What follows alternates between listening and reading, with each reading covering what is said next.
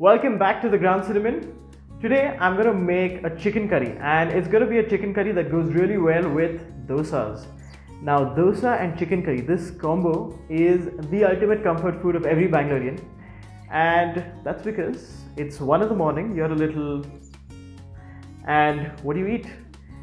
You eat dosas and chicken curry. Now dosas go really well with all meat curries, most meat curries. This chicken curry, the Mangalorean chicken curry, is my favorite, and let's get straight into it. So a Mangalorean chicken curry is really easy to make. To start off, we will need some red chilies. Now when you choose red chilies, you don't want them to be just hot. Try choosing the ones with this sort of sweetish aftertaste. Now traditionally you would toast these chilies with the other spices, but what I'm going to do is I am going to soak them. So before soaking them, as you'd have seen, I have de-seeded them, and that is because, well, so these are about 5 red chilies. Along with that, I have a teaspoon of black pepper, a fourth of a teaspoon of fenugreek seeds, a tablespoon of coriander seeds, lots of coriander, and a teaspoon of cumin seeds.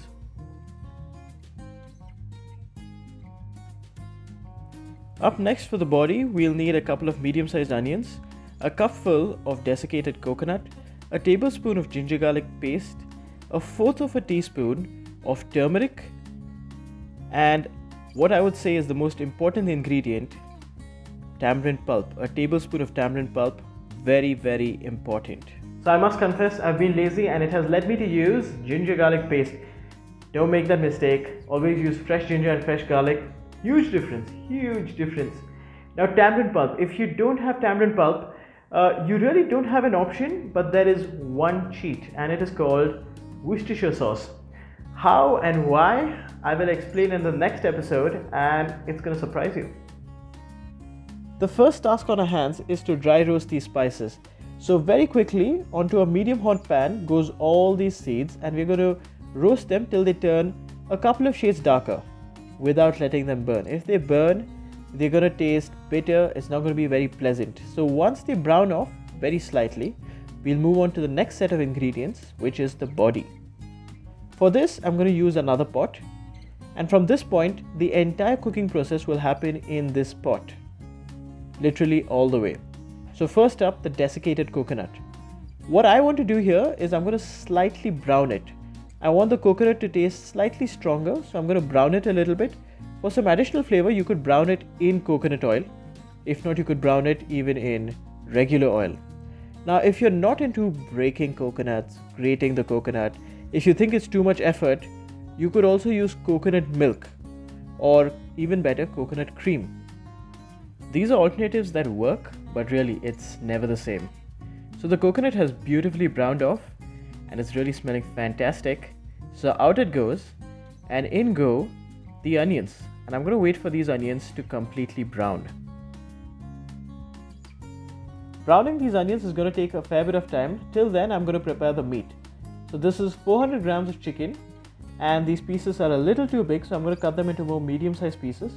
Now remember, whenever you're making a curry, you want your meat bone in. Without the bone, there's not much flavor. It's not going to add much to your gravy. So try to use bone-in meat. Now what I'm going to do is I'm going to season these pieces with salt and pepper. You want to season them generously. And yes, this is going to get browned off too. Everything in this dish gets browned off. Now when you think your onions are about 5 minutes away from browning off completely, add the ginger garlic paste and the turmeric. You want to cook it off till the raw edge is gone.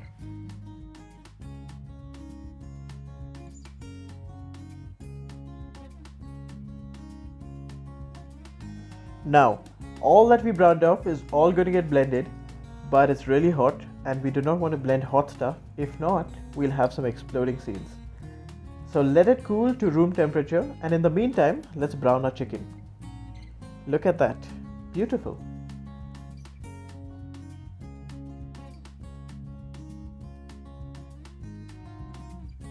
Now we're going to blend everything that we so painstakingly browned off. Again, you want everything at room temperature. Now if you lack patience, there is one way around this, and that is in this blend you add some ice. So first up, I want a coarse blend for which I'm going to add a little bit of this chili water. So after the first blend, it's going to look like this. Now we want to add enough water till we get the consistency we like. Another blend and our curry base is ready. So this is how I look at it. The thinner your gravy, the thicker needs to be the dosa. Now, easy. Chicken, gravy, seasoning, cook, done. But wait, more flavor. In this oil, I'm going to add a teaspoon of mustard seeds and I'm going to let these pop. Once they pop, I'm going to add some curry leaves. Now you could give this step a miss, but really don't. Now once the curry leaves have crisped up, add the gravy. Give it a mix. In goes the chicken, and do not forget to season the gravy. We haven't seasoned this gravy beforehand, so please season it, and don't forget the tamarind pulp.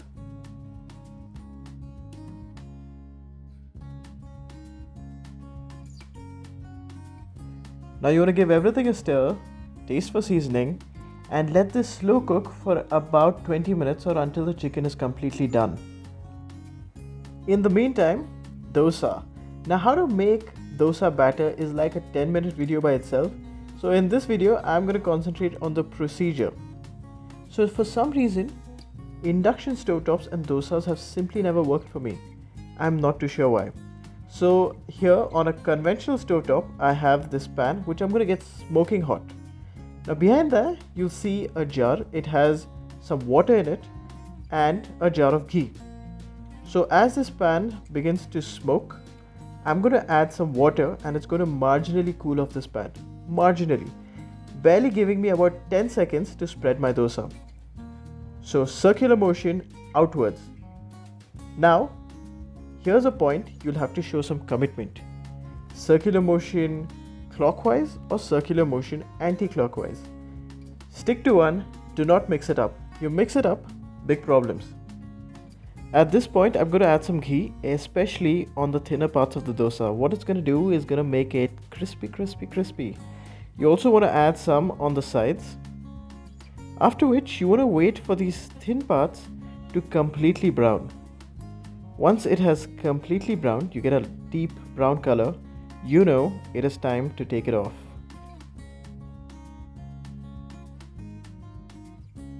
So we've been to so many of these dosa shops where they pour some water on top of the tawa and sweep it off with a broom, and we're like, huh?